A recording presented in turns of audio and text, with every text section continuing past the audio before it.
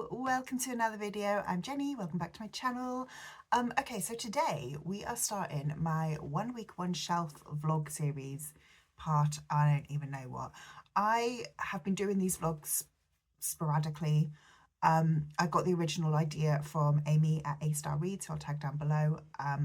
She got the idea from somebody else, but I don't know who it was. But anyway, yeah, the idea I originally saw Amy doing. So I am going to start off by giving you a little bit of a tour. Because I have moved things around, all of my unread books are now in this room. But the plan is kind of like it says on the tin, I'm going to pick a shelf and I'm going to read from it for a week. The way I'm going to be picking the shelf is using a D20. Now, we do have a small, not a small problem really here. I have 17 shelves and this is a D20. So if it lands on 18, 19 or 20, we're just going to re-roll. This is just going to be how it's going.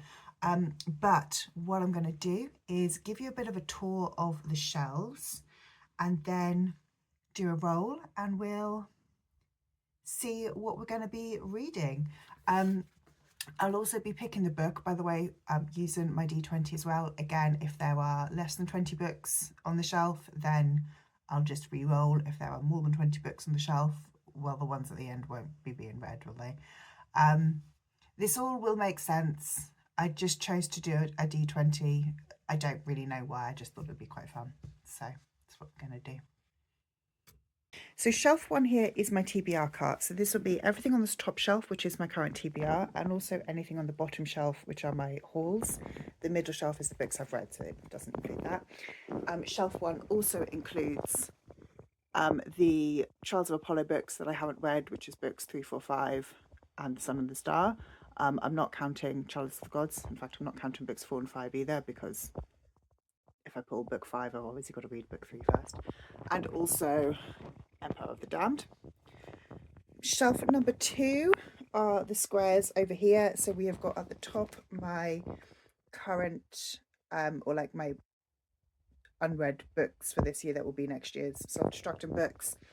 These two are I guess like sequels and books that I think I want to read this year. This is my current self-destruction books. This shelf won't count because these are all of my like required reads of the year.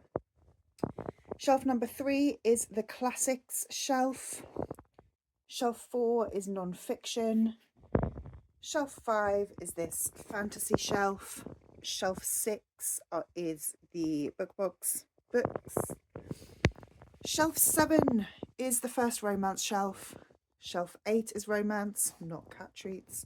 Shelf 9 is also mainly romance. Shelf 10 is sci-fi and a bit of like kind of literary historical stuff. Shelf 11 is thriller. Shelf 12 is also thriller. 13 behind the plants there is middle grade. Bless you, Bella. 14 is YA. 15 is YA fantasy. 16 is graphic novels. And shelf 17 is ARCs. Okay, our roll to pick our shelf is shelf number 4. I've got Bella helping me here. Okay, we got shelf 4, which is the non-fiction shelf. So we've got 1, 2, 3, 4, 5, 6, 7, 8, 9, 10, 11, 12, 13, 14, 15, 16, 17, 18, 19, 20, 21, 22, 23, 24, 25, 26, 27, 28, 29, 30. So obviously I'm only going up to, I think it was this one here, which is number 20. If whatever I roll, I read, then, you know, the next one gets added in and it'll be the first 20 again. So shelf 4 is my non-fiction shelf. There are 30 books on the shelf, so we're going to roll to get one of the books in the first 20. Thank you, Bella.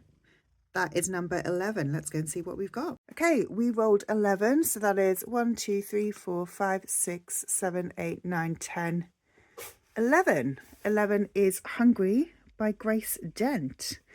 I don't entirely know what this is about. I found it in a book swap and picked it up. So yeah, let's see what we've got. Hello. I was meant to update you earlier, but I didn't. So you're getting a bed update. So this is my update on Hungry by Grace Dent. So I've read the first chapter, which is about 50 pages, and I'm actually really enjoying it, which I sound very surprised by that, but I'm enjoying it a lot more than I thought I would. So this first chapter has just sort of followed, I guess, I don't know if the whole book is going like sort of chronologically, but this first chapter has just followed Grace up to, I guess, like her early teenage years, up to being about 14. And it's a memoir that is sort of being told with the backdrop of food. So, you know, going food shopping and how going food shopping was, you know, was really fun and was quite exciting, and how, you know, eat beans on toast is just a fantastic meal, and, you know, still happy to eat it. And, you know, things like how, you know, Grace is sort of saying how, like, you know, spam fritters always takes her back to her childhood and things like that, which I'm enjoying, because I'm sort of seeing a lot of my own childhood kind of reflected in this, which I'm enjoying. And again, like, I'm a good 10 years younger, actually more than that. I think she was born in like early 70s, so like 20 years younger, but still I'm seeing a lot of like experiences that I had in my childhood kind of reflected in the book, which is interesting. So yeah, I'm enjoying the book so far. I don't really have very much else to say, to be honest, but first chapter is good. I'm liking it. I don't feel like this is going to actually be like a memoir that is, you know, going to change my life, but I'm enjoying it. And I'm actually really happy that it came up and that I've read it, because I only picked this one up in a little free library. Was it last month, I think? So I'm happy that I've like read it immediately. Yeah. I've also decided, literally just decided, it's Monday night, by the way. We're on day 1 of 1 week, 1 shelf. And I have decided that for my next role, because I was thinking, like, if I keep on counting from left to right, I'm only reading the same 20 books and I'd never get to the ones in the end. So I'm going to alternate the way I count the books. So for my next role, I'm going to start with number 1 on the far right of the shelf and kind of count right to left, which hopefully will just mean it's a little bit fairer. I'm going to be covering the whole shelf. It might mean that I'm breaking up and not just reading non-fiction this week, which would be good for my brain, because while I like non-fiction, in small doses, I think a week of reading non-fiction, my brain may explode. So it'd be quite nice to have at least the possibility of breaking it up with some fiction. She says, like, I'm not actually reading 3 books at once and the other 2 are fiction, but you know, it's good to be aware. Yeah, that's my update. I'm enjoying Hungry so far. It's good. Good night. Okay, I have finished reading Hungry. Do you know what? I'm not 100% sure what I think. I found it a very, very easily readable book. I did listen to a lot of it on audio, and I think the audio was really, really good. I enjoyed the story. I enjoyed also the way that she's used food and food memories to tell her life story. However, just a couple things that I was a bit about. There's a lot. So Grace Dent is a food critic, and she sort of started working in the media in the 90s, and obviously we all know that body image in the 90s was not healthy, and that does come across in here, even at the end. And you know, it's like the 2018 2019 Christmas special, and she's talking about, oh well, I'm size 10, but then I got fat. And it's like, I feel like there could have just been a little bit, maybe a bit more care around, not just around the use of language, particularly around diet culture, but just the way that, you know, just like a little bit extra insight maybe. because, you know, again, being in the media and being told that size 8 is obese and that you need to just stop eating for the next 2 weeks. I just want kind of, you know, like almost like just one extra level deeper of just a little bit more insight into, you know, how does that feel? What impact did that make? A lot of it did feel quite surface level. However, I am being very picky. I think it is a really, I'm gonna just say it was a really nice memoir. I had a good time reading it. I enjoyed it. I thought it was easy to read. It was fun. It was relatable. You know, is it the most groundbreaking thing I've ever read? No. I don't actually know who Grace Dent is. I did have to Google her to work out if I recognise her face. The answer is still no, I don't.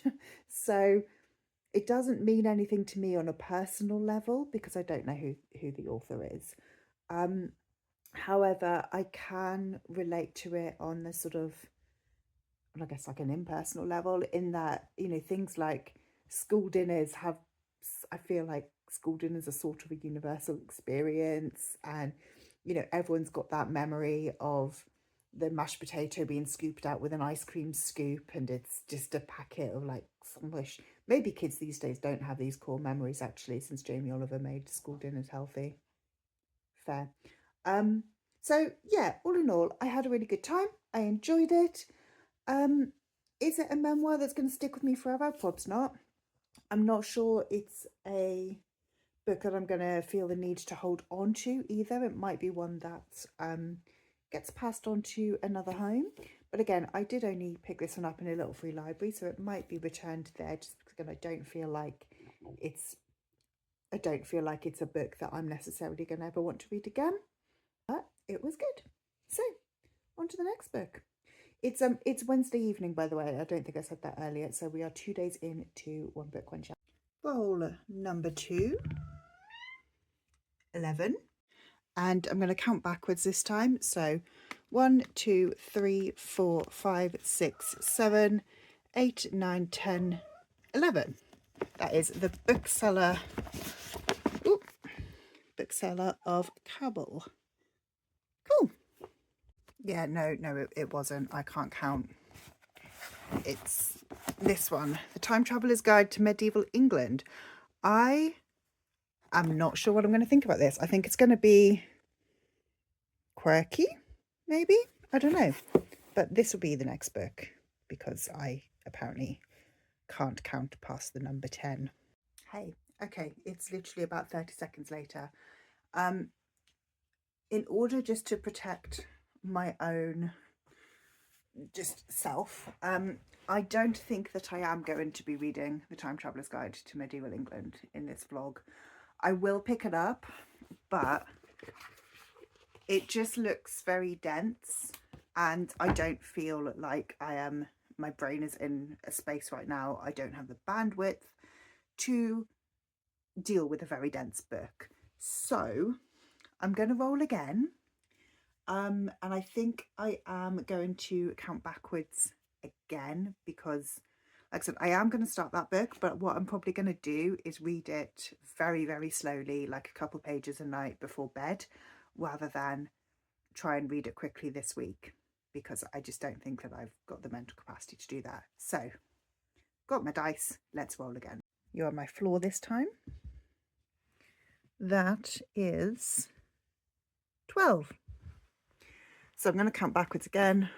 1, 2, 3, 4, 5, 6, 7, 8, 9, 10, 11, 12.